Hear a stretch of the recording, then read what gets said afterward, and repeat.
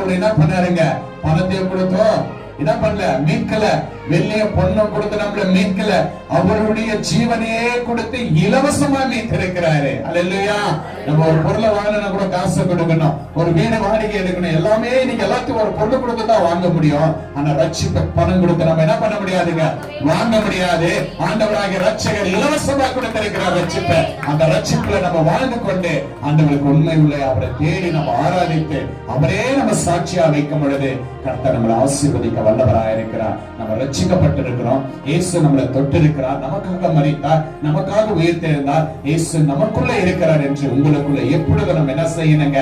விசுவாசத்துல வாழ்ந்து கொண்டிருக்கணும். நம்ம ஆண்டவராகிய ரட்சகர் இயேசு கிறிஸ்து ஒருவர்னாலதான் நம்முடைய பாவங்களை மன்னிக்க முடியும், நம்மளை நீதிமானா ஆக்க முடியும். அது இலவசமாய் பாருங்க ஆண்டவர் கொடுத்திருக்கிறார். இலவசமாய் அவருடைய கிருபையினாலே கிறிஸ்து இயேசுவுக்குள் நம்ம என்ன பண்ணிருக்கிறோம்? மீட்கப்பட்டிருக்கிறோம். ஹல்லேலூயா.